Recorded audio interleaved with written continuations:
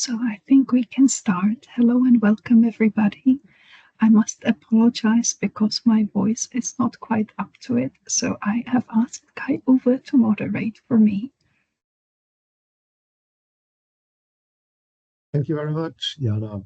And as you can see, Jana put some sentences in the chat, so also refer to that, please. Hello from my side. I'm Kai-Uwe Schrogl. I'm the Special Advisor for Political Affairs in ESA. I'm situated in headquarters. That's what you see behind me. And I'm glad that I can be here in a different function, and this is as president of the International Institute of Space Law. This is a honorific function, and I have been doing that for the past 9 years. And in a moment, I will introduce to you very briefly what IISL, the International Institute for Space Law, actually is. But first of all, I would like to present to you our speaker of today, Tuana, who is the chair of the working group on legal aspects of AI in space, who will, as you have learned from the announcement, present these study results, which we published very recently. Yeah, Tuana, could you put on the first slide where I can say a few words about the International Institute of Space Law? We have been created already in 1960s, 60 in fact, which is 65 years. We are, of course, not retiring this year, but in fact, such an institute like the IISL is needed even more today than it has been in the past, when it was about shaping space law, and now how to preserve also space law and to preserve the rule of law in outer space.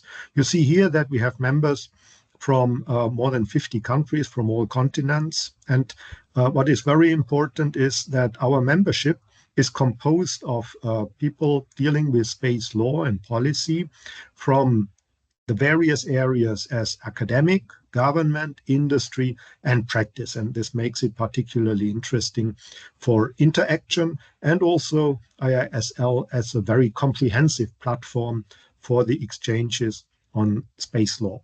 We try also to continuously extend our activities and formats. We have colloquia, symposia. We have a knowledge constellation, which is the first space law encyclopedia, which is fully virtual. And we have a number of interactive activities. And some of you who have been participating in IACs might have come across IISL sessions, because we have a colloquium there. And hopefully, when you are participating today in this meeting, you might also pop in and pass by when we hold our sessions during the IAC conferences. We also try to be relevant. So with our activities, we also address decision makers, in particular diplomats, in the UN context. And this is quite successful, I should say, because we have been able to also come up with ideas for new agenda items in the UN Committee for the Peaceful Uses of Outer Space, and for activities which then are conducted either by member states or by international organizations. What is also particularly important is that we engage the youth, the next generations, and there is one, I should say, even spectacular activity, and this is that we have a moot court competition, so a mock court, where young scholars are competing against each other. It's a global venture with more than 150 teams participating in all the 5 world regions. And what is really spectacular, and you see it on the top left in the little picture over there, it is that 3 judges from the International Court of Justice, so the highest court on earth, are presiding over the finals of this moot court competition. It's the only one where they are participating, and we are particularly proud of that, as you can imagine. So this is in short what IISL is doing.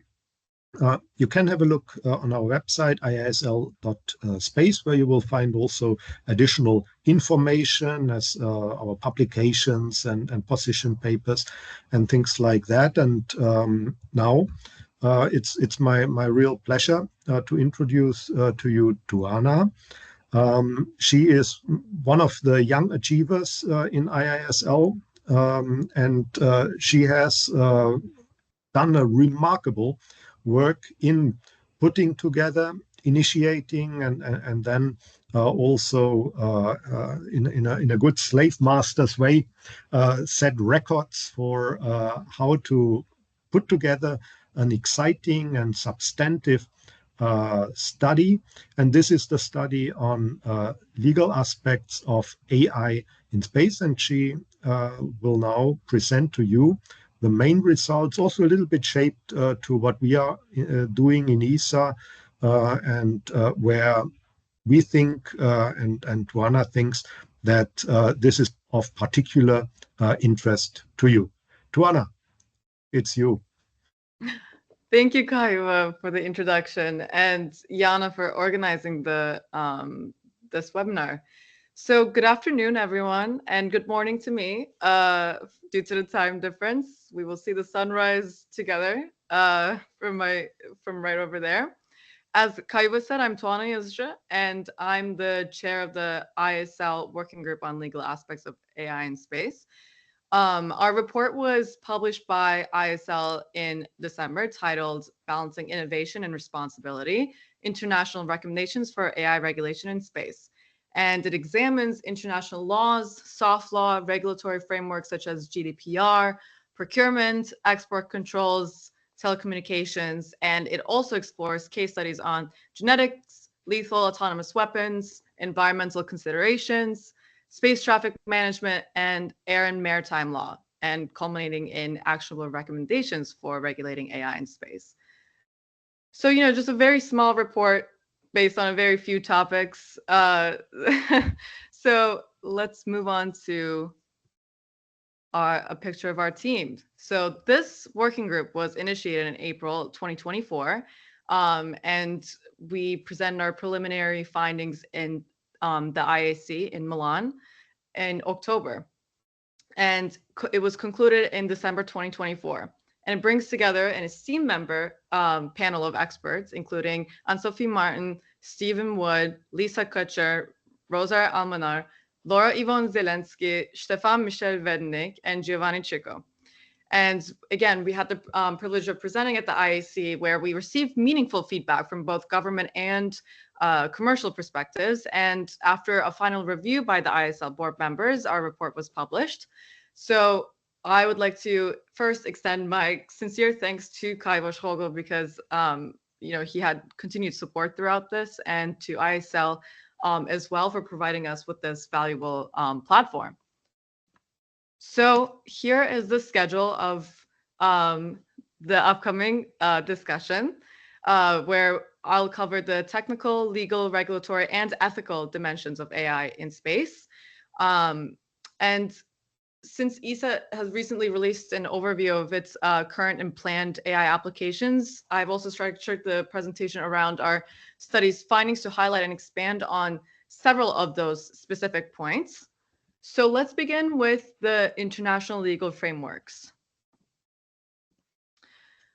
So our international legal framework, as you all probably know, anchored in the Outer Space Treaty of 1967 and Liability Convention, has long provided a robust foundation for governing these space activities by clearly defining a launching state as the state that physically launches, procures the launch, launches from its territory, or launches from its facility.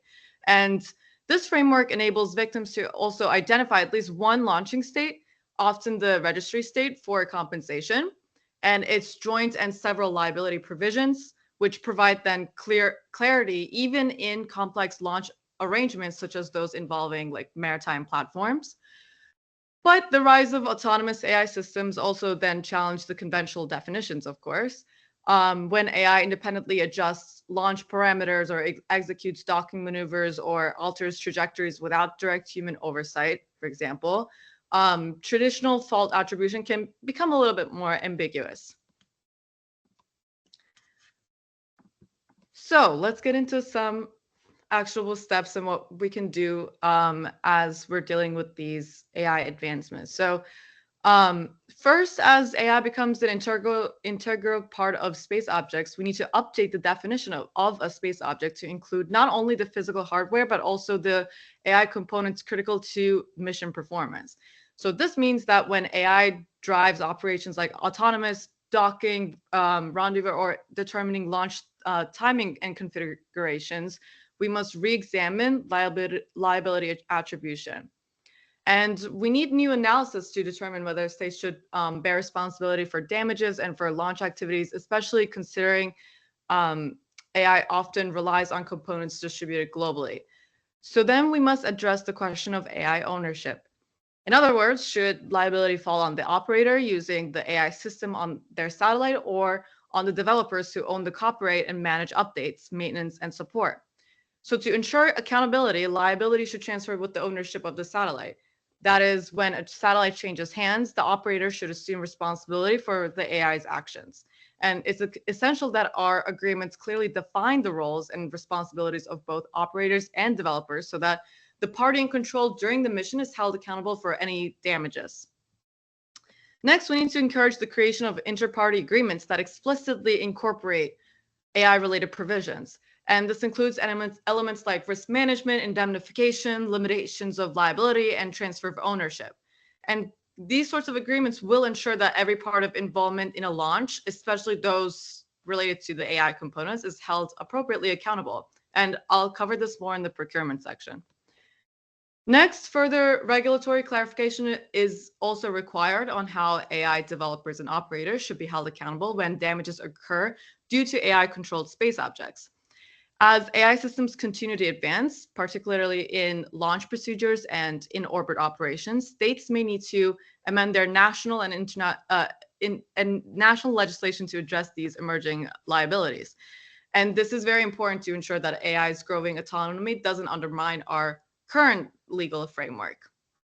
And finally, we must develop rigorous testing and validation protocols tailored specifically to AI systems used in space. And these protocols should focus on assessing the reliability of autonomous decisions like collision avoidance maneuvers and on clarifying fault attribution when AI functions independently. And once again, I'll discuss this further in the meaningful human control section. Now, regulating AI in space, and we'll get into procurement, data protection, export controls, and telecommunications. Now, integrating AI into space operations presents multifaceted regulatory challenges that span several distinct domains. And traditional regulatory frameworks were designed for legacy systems and often don't address the dynamic needs of modern autonomous technologies. So we will now detail the issues and outline the actionable steps in these separate regulatory areas, starting with procurement. So below the state level, where international treaties like the Outer Space Treaty and the Liability Convention primarily hold states accountable, and procurement contracts then come into play, becoming a vital tool for managing the distinct risks posed by increasingly autonomous AI-driven space systems. And these agreements help define liability, establish robust risk management frameworks, and ensure accountability through the life cycle of AI technologies. And existing efforts such as the European Commission proposal for standard contractual clauses, the US Office of Management and Budget Memorandum, and the Institute of Electrical and Electronics Engineers draft standard emphasize transparency, responsibility allocation, and risk management. But these frameworks are not yet tailored to address the specific challenges of space operations, such as liability for damages in space, AI unpredictability, and evolving autonomous functions. So to ensure AI procurement meets the unique demands of space activities, standardized international frameworks, first on the regional level, then international, must evolve beyond current terrestrial models. So now the following recommendations highlight essential steps to strengthen AI procurement practices in the space sector. So first, developing internationally recognized standards for AI procurement in space by clearly defining liability between operators, like in-mission risks, and developers, like design flaws, updates, and system failures, and building on existing EU contractual clauses, adapting them for unique challenges of AI malfunctions in space. Next, leading a multilateral regulatory review of AI procurement with global space agencies to identify the regulatory gaps specific to AI in space, and establishing unified international guidelines focused on transparency, risk mitigation, and competition to ensure fair practices and address legal and operational risks.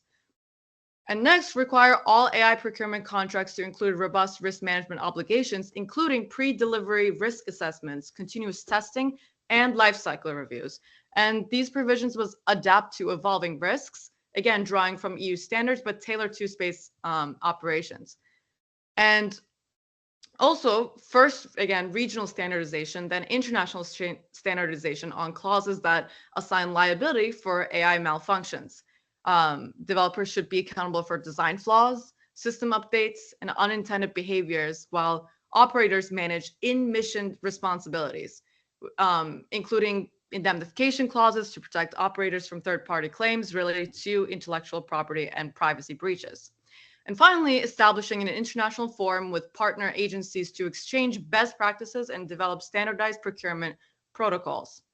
Now, this platform should drive collaboration on liability frameworks, risk mitigation, ethical AI use, promoting consistent and responsible integration of AI in space missions. Now, data protection. As AI technologies, again, advance in space applications, their ability to process vast amount of potential sensitive data, especially from very high resolution sensors, raise a lot of privacy concerns. And while ESA's Personal Data Protection Framework, or PDP, aligns with key GDPR principles, space-specific challenges remain, including data minimization, cross-border data transfers, and transparency in autonomous decision-making. So to then address these issues effectively, ESA can build on existing practices while driving international standardization to ensure consistent protections across jurisdictions. Now let's get into some recommendations, starting with strengthening ESA's existing framework by requiring DPIAs, or data protection impact assessments, for all AI-powered space systems, particularly those using VHR imagery. And reports should be then submitted to pre-launch and updated biannually, ensuring ongoing compliance with GDPR principles and ESA's PDP requirements. Also embedding strict purpose limitations from the design phase, ensuring AI systems collect only essential data, and repurposing must then require explicit consent, reinforcing GDPR and ESA commitments to data minimization, particularly for Earth observation missions. Also enhancing existing technical safeguards by enforcing robust encryption for data at rest and in transit, in line with GDPR Article 32. And this then would ensure protection against unauthorized access, especially during long-distance transmissions. Next, aligning AI decision-making processes with GDPR Article 22 by ensuring meaningful human oversight. ESA systems should provide clear rationales for decisions and allow for the intervention where necessary. And again, we'll dive into that more in the meaningful human control section. Finally, promoting global cooperation, of course, to harmonize space-specific data protection standards aligned with GDPR and ESA's PDP framework. And this would then ensure consistent safeguards for AI-driven space missions across international jurisdictions, supporting both innovation and privacy protection. Now, export controls. Now, as we know, the dual-use nature of these technologies become an interesting issue, serving both civilian and military purposes, which then require adaptive export controls to balance innovation with international security. And Key frameworks would then include the EU Dual Use Regulation, the Wassenaar Agreement, and the Missile Technology Control Regime, or MTCR, which I'll refer to as MTCR from now on, which aim to prevent misuse while supporting legitimate research and commercial use. Now, for AI applications in space, this involves end-use and end-user monitoring, exemptions for basic scientific research and public information, and special considerations for dual-use technologies. And global cooperation is essential to harmonize controls and address these challenges of rapid technological advancement. Now let's get into a few recommendations. Starting with advocating for harmonized export controls on AI space technologies through collaboration with multilateral regimes like the Wassenaar Agreement and the MTCR to address dual-use risks and ensure consistent global compliance. Also developing stringent internationally recognized procedures for end-user vetting and catch-all controls, including mandatory due diligence for AI systems with potential military applications to prevent misuse and uphold international security. Then defining clear international guidelines for exempting basic scientific research, for example, space debris detection algorithms from licensing while applying stricter scrutiny to commercial deployment research. And developing an international risk matrix to categorize AI applications in space by dual-use potential and military applicability, guiding licensing requirements and distinguishing between benign and high-risk systems. Finally, establishing global best practices for export compliance through standardized audits, technology control plans, and pre-publication reviews, supported by regular coordination among national authorities, space agencies, and international organizations. Now on to telecommunications. These AI-enabled space systems depend on resilient, adaptive telecommunication networks, but the current ITU radio regulations lack provisions for real-time autonomous operations, creating challenges in dynamic spectrum allocation, interference management, and cybersecurity.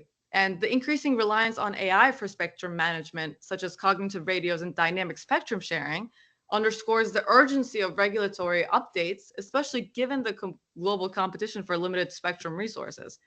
And as a leader in international space collaboration, ESA is well positioned to advocate for modernized frameworks that address the evolving needs of AI-driven space systems while promoting equitable access and operational security.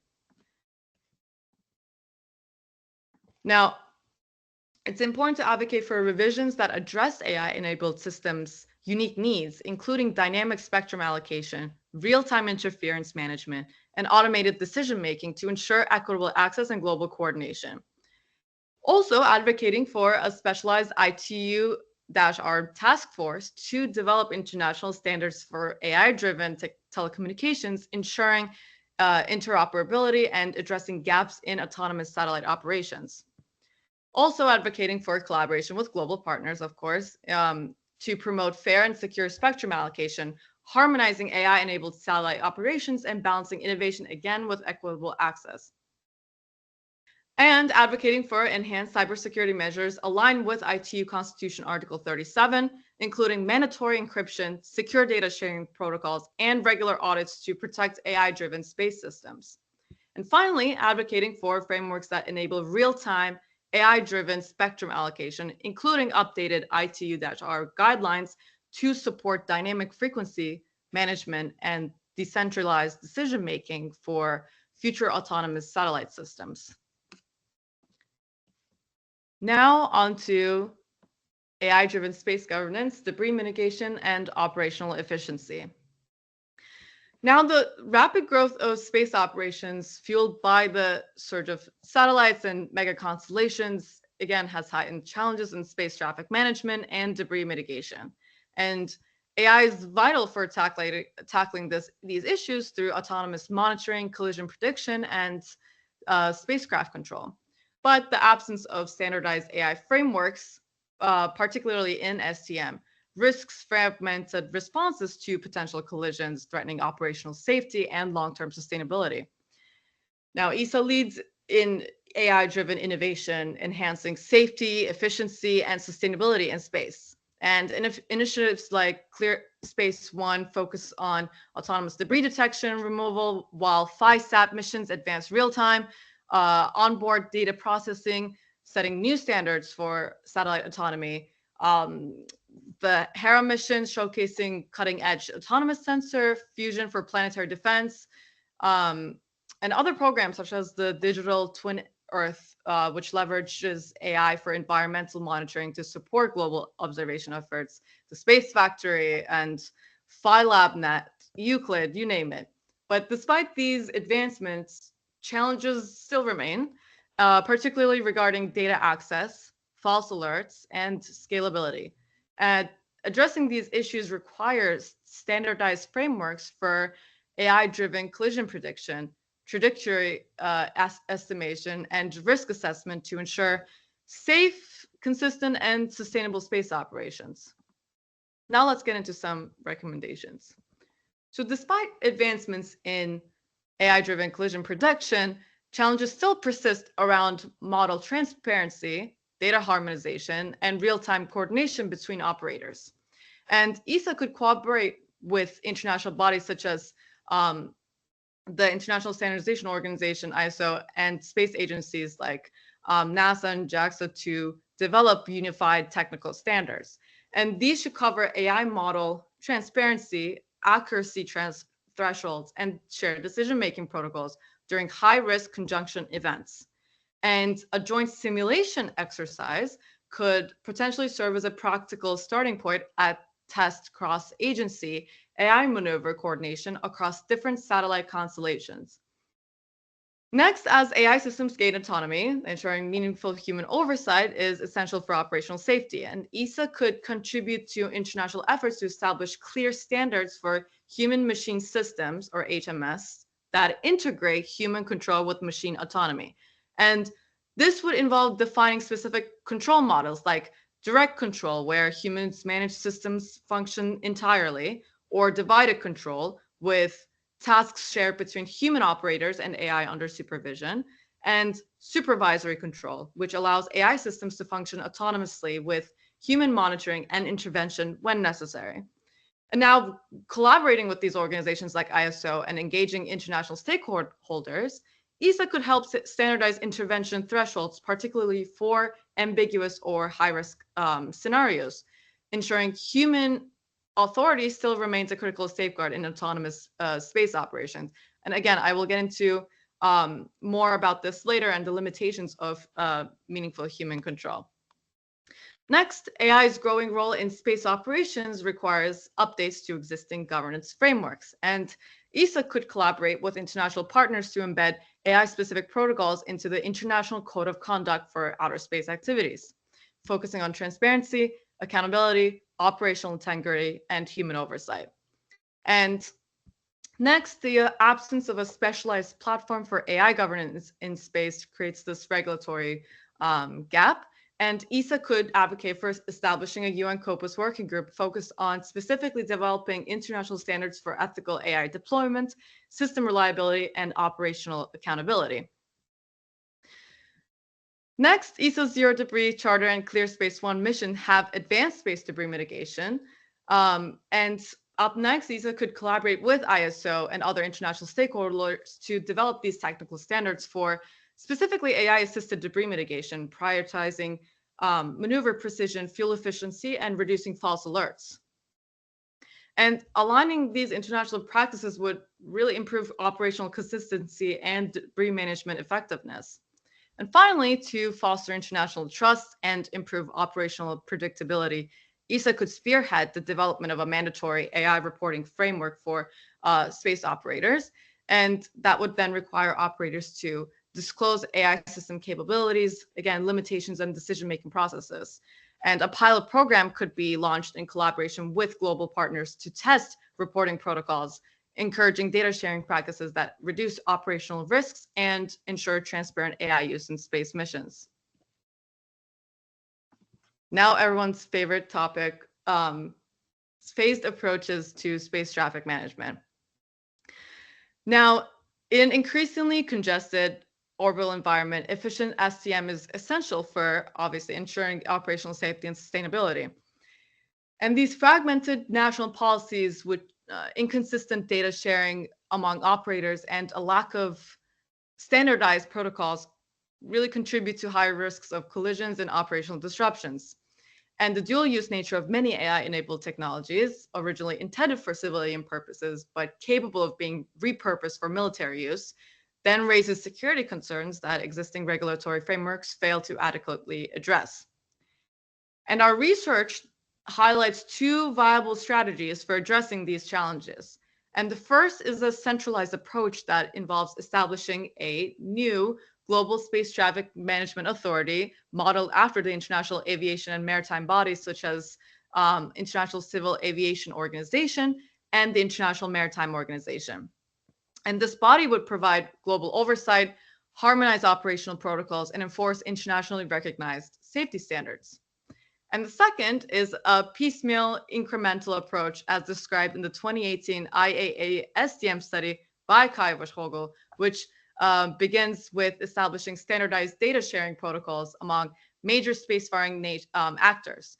And the strategy encourages bilateral and multilateral agreements that would lay the groundwork for eventual global coordination as national policies and technical capabilities converge. Now, short-term measures, which will then lay the groundwork for SCM. The priority in strengthening SCM should be in creation of standardized data sharing protocols among major satellite operators. And this could be initiated through, again, pilot bilateral and multilateral agreements that facilitate this exchange of critical information regarding satellite positions, trajectories, and planned maneuvers. And drawing from established frameworks such as Global Navigation Satellite Systems, or GNSS, and the Joint Authorities for Rulemaking on Unmanned Systems, or JARS, these protocols would ensure consistency in data formats and terminology, which is also very important to agree upon, enhancing interoperability between these diverse actors. And this real-time data sharing would then improve situational awareness and collision avoidance capabilities while incorporating safeguards to protect proprietary information and national security concerns. And obviously, regular review cycles should be established to refine these protocols in response to technological advancements involving operational needs. And again, stating the obvious, but complementing these protocols, fostering a multi-stakeholder governance model is essential. And another priority should be the integration of AI-driven systems to enhance collision detection and orbital space debris mitigation. And AI can then be used to monitor routine orbital dynamics, predict potential collisions, and provide automated alerts to operators. Now let's move on to the long-term strategies. And path number one would be to the centralized space traffic management authority. Now, this approach begins with encouraging individual nations, including ESA member states, to establish national STM standards that integrate AI-driven models for satellite operations, collision avoidance, and debris mitigation. These national frameworks should align with international best practices, and a focus on harmonizing these domestic regulations would lay the foundation for broader international coordination in the future. And then following these national standards, next step would be fostering bilateral, multilateral agreements among spacefaring nations. And once a solid base of national standards and international agreements is established, the focus should shift to developing technical standards under the leadership of international bodies such as the International Organization for Standardization and the International Electrotechnical Commission. And these organizations can draft globally recognized technical specifications for collision avoidance, debris mitigation, and AI system integration into satellite operations. And then the culmination of the processes would then be the formal establishment of an independent space traffic management authority, which would be modeled after ICAO or IMO. And this international body would oversee space traffic regulation, AI-driven STM technologies, and ensure compliance and coordinate real-time global STM operations. And structurally, the STM would include a technical subcommittee to oversee operational standards and a legal subcommittee tasked with developing global regulatory frameworks on liability, dispute resolution, and compliance enforcement. However, Given the current geopolitical complexities, a decentralized incremental approach offers a more pragmatic path towards global STM coordination. And this strategy, again, begins with the development of sector-specific agreements led by regional bodies and international partnerships. And once regional sector-specific agreements are established, efforts should focus on fostering interoperability between different national and regional STM frameworks. And then this will be achieved through targeted bilateral agreements designed to ensure technical compatibility and data sharing consistency. And as these independent agreements evolve, they would create a foundation for broader alignment and serve as an early stage framework for eventual international cooperation. And the incremental approach also necessitates expanding multi-stakeholder collaborations. And ESA's leadership could help foster global partnerships and facilitate regular dialogues on technical and policy issues related to STM by establishing international workshops, technical exchanges, which then again support harmonization of practices and foster the development of shared operational standards. And finally, this piecemeal strategy should aim for gradual convergence towards centralized coordination as trust and interoperability increase through regional agreements and bilateral partnerships. A pathway could be created for the eventual formation of a central international authority like STMA, which realistically that would take a long time to be established, but that's why these short-term and long-term goals are being addressed in this research.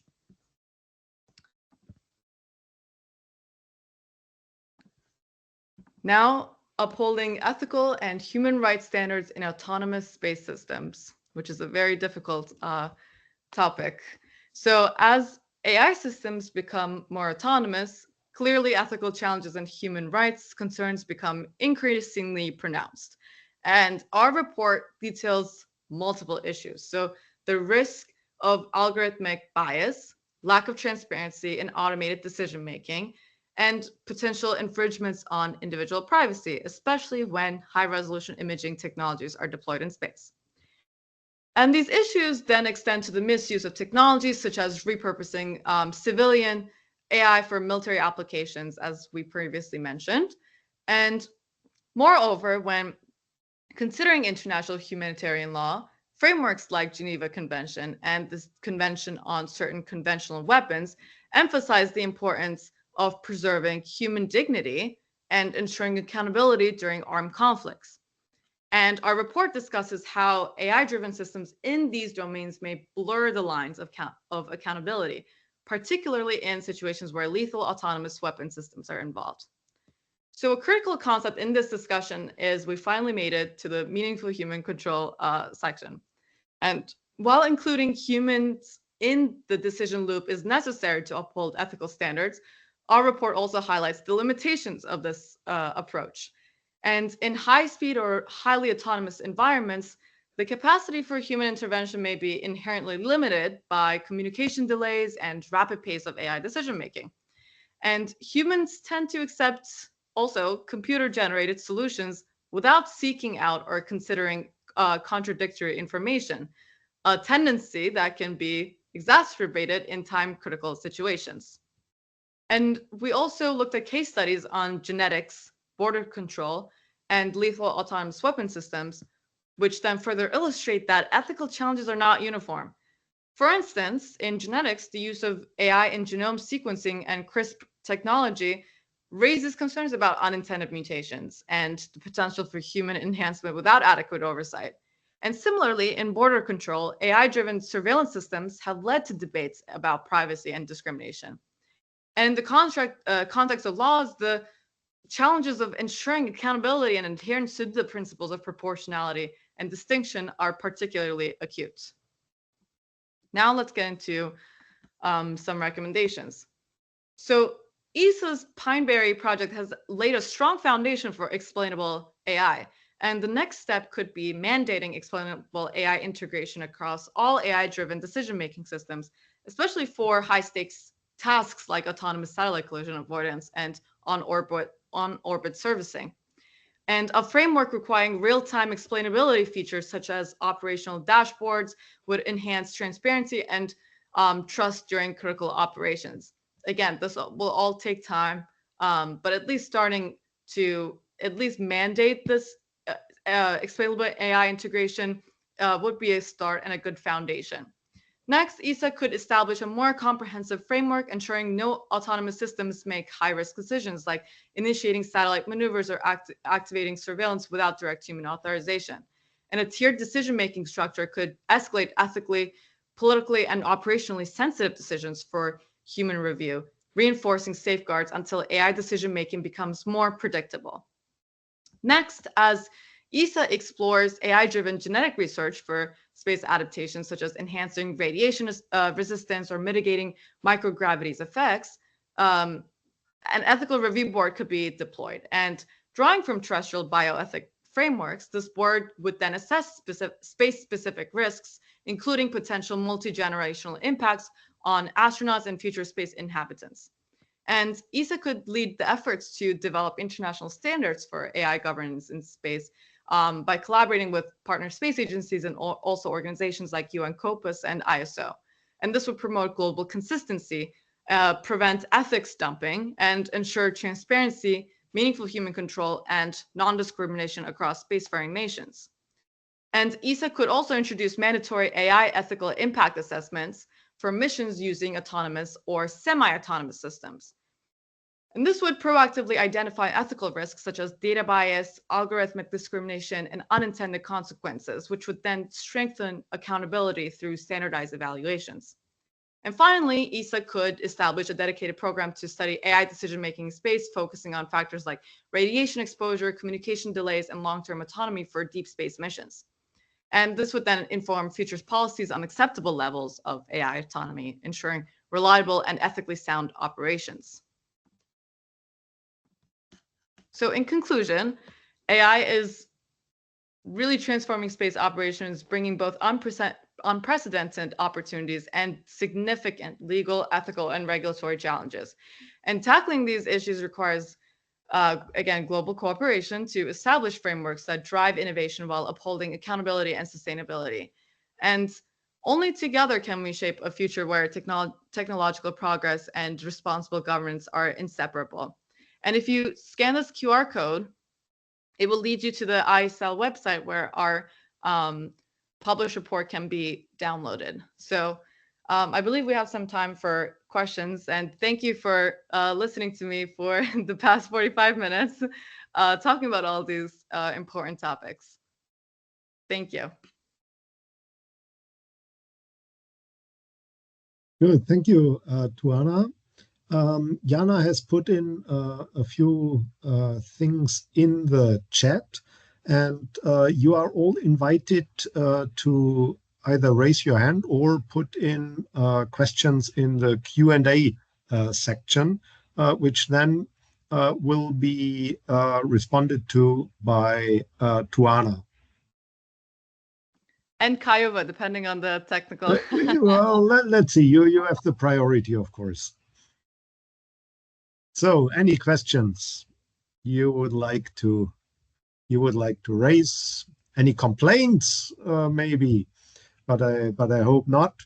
I guess that was interesting to you. You might have heard new things. You might also have seen that the legal framework is far away from being appropriate. We really have to think very hard in the legal field and in the legal community how to best shape laws and regulations which keep the balance of not hindering developments, but at the same time provide a good and substantive legal framework, not only for economic development, but also for safeguarding individual interests and the status of what we have achieved with regard to our autonomy. Now, any questions which you would like to ask? We still have 20 people in the audience, and I do not see any points which are put into the Q&A or in the chat. Don't be afraid. Don't be shy. As Kaiwa said, if you have any complaints, they will automatically be blocked. But,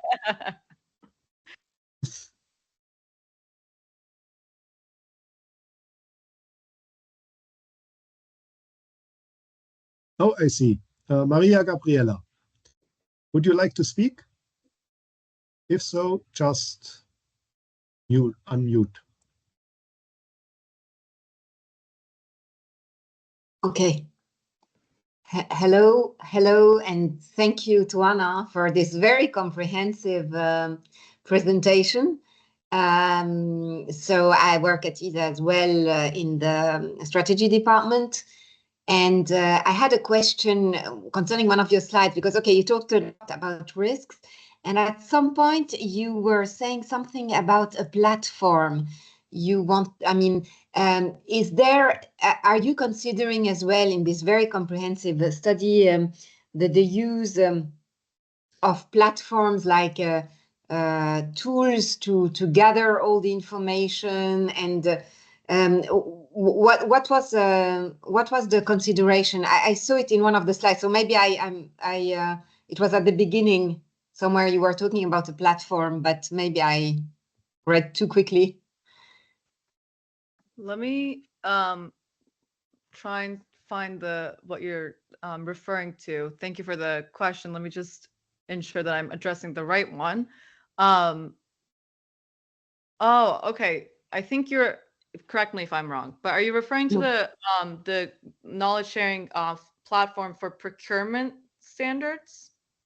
Because yeah, but there was also a I read, maybe I mixed it with another slide, that there is indeed the knowledge sharing as well for the risks and the mitigations, etc. And I was wondering what were your thoughts about that? And can AI basically be of use for that? As a matter of fact, I did a study on that, so I'm interested in your view on that. In risk mitigations for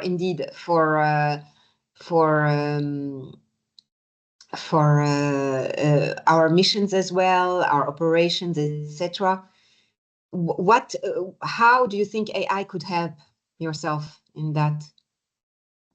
So again, I just want to make sure that I'm on the correct slide, because I'm taking you said it's earlier in the discussion and platform. So this is, and then this also mentions risk mitigation. So I'm assuming it's one. Okay. So this one is specifically about procurement standards, and these sorts of platforms we believe are needed because there needs to be standardization on how these procurement clauses in these contracts that are below the state level are made. Because again, we're saying like initially on a regional basis, then on an international scale, because these contracts are made between different countries, or even like if they're made within the countries and they're uniform, great. But then, countries have different contracts with other countries that may have different standards for these procurement clauses, which then makes it much harder to impose these liabilities and like ensure what the next best steps would be when these breaches occur in these like contracts, and how to address these AI specific the AI specific parts of these clauses. So at this very point, there isn't standardization on these specific clauses. So how I like to explain it is we have the big international treaties like the Outer Space Treaty and then Liability Convention. That's on a state level. But at a certain point, there's also the below state level importance on liability, and that falls to the procurement contracts. So since we have more international understandings on the state level proceedings, we should also have that sort of standardization below the state level and standardizing these contractual clauses. So that's why this knowledge sharing platform for this sort of thing is important, because you need to understand what other countries, like how they approach this and how other countries approach it, and then find these specific clauses that people can agree upon, so that it makes these litigations after like certain breaches like more standard, as it is currently for the above state level. I mean, in the state level. So that's what I was trying to get at. Okay, so it's a kind of cascading from state level to more a lower level, and okay, and sharing knowledge all together to grow basically from best practices from other countries, etc. Yeah, correct. And by what I mean like, sharing the knowledge is like sharing what's important to those countries, how they go about those sorts of like contractual like litigation. It's different for every country. I mean, heck, it's different for every like state, even within. It could be different. So that's all we were trying to get at with that. Okay. Thank you very much. Of course. Thank you. I just responded to a question which was put in by Ignacio in the chat or in the Q&A, but that was something ESA internal. Are there any further questions?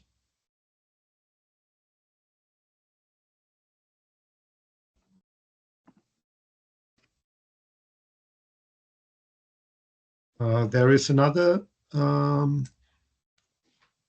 message from Jana, Yes. which you will find in the chat.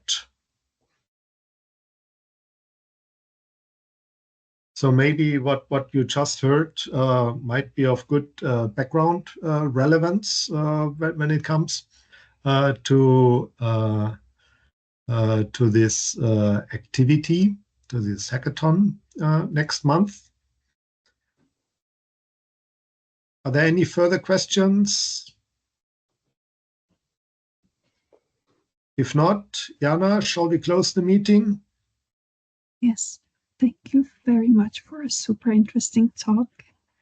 I hope that we can see you here someday and give you the tour of ESOC that all our Lunchtime Dialogue speakers deserve.